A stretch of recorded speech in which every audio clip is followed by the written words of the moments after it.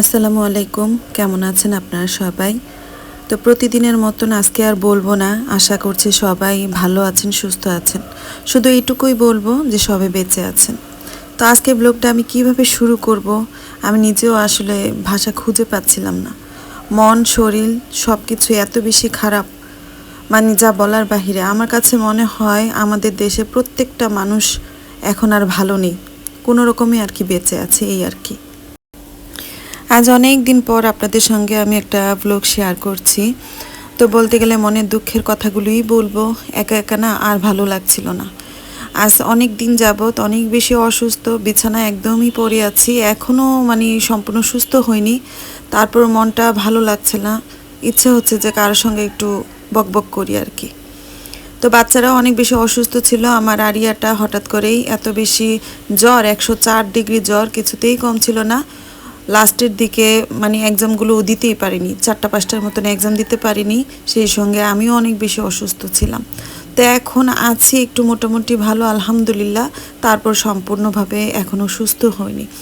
এর মধ্যে আমাদের দেশে যেই ঘটনাটা ঘটে গিয়েছে, আসলে মনটা আরও বেশি খারাপ হয়ে গিয়েছে। এসব মানে নিউজ দেখতে দেখতে শরীরের সঙ্গে মনটা এত বেশি খারাপ হয়েছে। মাঝে মাঝে মনে হয়েছে যে না, মোবাইলটা আর ধরবো না, অফ করে বালিশের নিচে রেখে দিয়েছি, যে না, নিজেকে একটু ঠিক করি। আবার মনে হয়েছে যে আমার দেশের মানুষ এত কষ্টে আছে, দুঃখে আছে, আমি কিভাবে নিজেকে মানে ঠিক রাখি। আবার দেখা যায় যে মোবাইলটা একটু পর পর আর কি দেখেছি নিউজগুলি। আর অসুস্থ শরীরে মনে হয় যেন মনটা, শরীরটা আরও বেশি খারাপ হয়ে গিয়েছে। আমাদের দেশে হওয়ার হামেশা একের পর এক দুর্ঘটনা ঘটেই যাচ্ছে। আমি কখনোই কোনো দুর্ঘটনা নিয়ে আমার ব্লগে বা কোনো কথা আমি বলিনি। যাই হোক, কিন্তু এইবার যেই ঘটনাটা ঘটে গেল, আসলে এটা মুখে বলেও প্রকাশ করা যায় না, আবার সহ্য করার মতোও না। আল্লাহ তাআলা প্রত্যেকটা মা বাবাকে ধৈর্য ধরার তৌফিক দান করুক। এছাড়া আমাদের আর কিছুই বলার নেই, কিছুই করার নেই। আল্লাহর কাছে দোয়া করা ছাড়া আমাদের আর কিছুই করার নেই। গত বছর জুলাই মাসে যে ঘটনাটা ঘটেছিল, শুধু দেখেছি, আল্লাহর কাছে দোয়া করেছি, তাও খারাপ লেগেছে, তাও মনে হয় যেন সহ্য করার মতো ছিল। কিন্তু এইবারের যে ঘটনাটা, এটা আর সহ্য করার মতো না। আমাদের সবচাইতে সবচাইতে আদরের যে জিনিসগুলো, আমাদের ঘরে ঘরে ছোট ছোট ফুলগুলো, পাখিগুলো, আর সেই বাচ্চাগুলোর উপরে যদি একটু আঁচল লাগে, কেমন লাগে বলেন? আমার মেঝু মেয়েটার 104 ডিগ্রি জ্বর, এতটুকু তাপমাত্রা, তাতেই আমার এত খারাপ লাগছিল। বারবার রাতের বেলা ওর বাবাকে বলছিলাম যে ওকে জড়িয়ে ধরো, মাথায় পানি দাও, বা ওকে জ্বরপট্টি দাও আর কি। মাঝে মাঝে দেখা যায় আমি রান্না করতে নিলে ও আমার পিছন দিয়ে গিয়ে তরকারি নাড়া দিতে চায় আর কি। কিন্তু আমি ওকে বের করে দিই কিচেন থেকে, যে চলে যাও, গায়ে ছিটা লাগবে। অনেক সময় খাবার গরম হলে ওরা খেতে পারে না, ফু দিয়ে দিয়ে ঠান্ডা করে ভালোভাবে খাওয়াই। এতটুকু কষ্ট বাচ্চাদের সহ্য করতে পারি না। আর এসব বাচ্চাগুলি কিভাবে মারা গেছে, আমি আসলে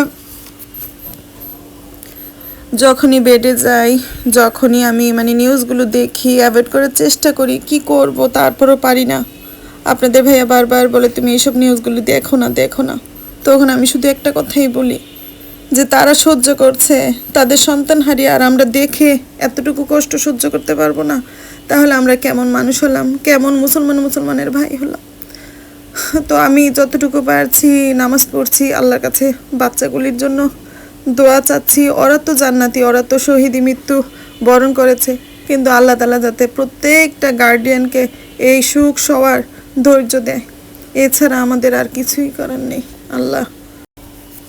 আর মোবাইলটা ধরলেই, এইসব দেখলেই চোখ দিয়ে অনবরত আমার পানি পড়ে, আমার এত কান্না আসে, আমার এত কষ্ট লাগে। কারণ আমিও তো মা, আমার ঘরেও তো ছোট ছোট সন্তানগুলো আছে। আজ সকালেও বাচ্চারা যখন মাদ্রাসায় যায়, আমার মনটা এখন অস্থির লাগে। আমার ইচ্ছে হয় না যে ওদেরকে আমি মাদ্রাসায় পাঠাই। আপনাদের ভাইয়া যখন অফিসে যায়, তখন মনে হয় যে ঠিক মতন বাসায় ফিরে আসবে, তো প্রত্যেকটা মুহূর্ত কেমন যেন ছটফট ছটফট লাগে। সবাই ভালো থাকবেন, সুস্থ থাকবেন, সবাই সবার জন্য দোয়া করবেন। আজ এই পর্যন্তই। আল্লাহ হাফিজ। আসসালামু আলাইকুম।